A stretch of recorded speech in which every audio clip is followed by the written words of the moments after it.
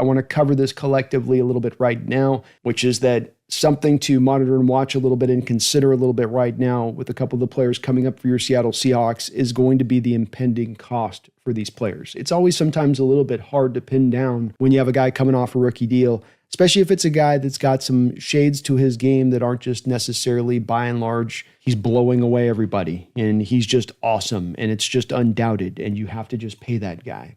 So you have Sauce Gardner gets a contract extension and George Karlaftis get a contract extension. Two positions that will have a reverberation effect when it comes to Tariq Woolen's contract extension now or down the line, and Boye Mafe's contract extension, be it either now or down the line. Karlaftis signed for a little over $23 million per year on a 4-year deal. Sauce Gardner signed a ridiculous 4-year deal on a $30 million per season price tag. So when you're looking for the floor for both Woolen and for Mafe, look at these two deals and understand that this is where the floor begins for those guys. It only gets more expensive from that spot. All the more reason that you want to make sure and be absolutely positive, as much as you can be in this sport, that you want to spend this money on these guys, that it is a worthwhile cost, because this is a mighty chunk of change, even with the salary cap increasing, even with how the percentage base works on it, still a lot. A lot to give $30 million to a cornerback, especially if he's got parts of his game which aren't that great. Giving $30 million to Sauce Gardner, the guy's got 3 interceptions in his career. Woolen's got 11. Now,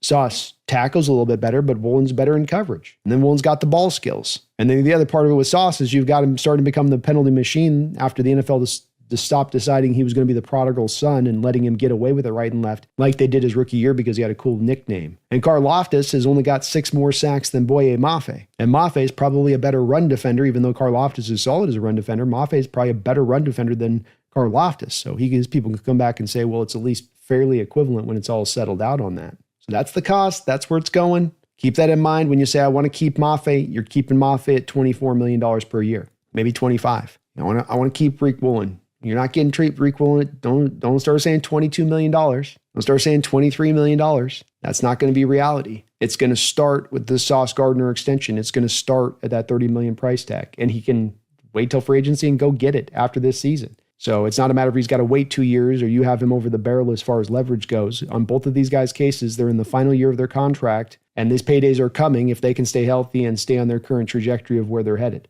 So something to pay attention to, something to consider as we move into the future with both these two players when you consider the cost on that one.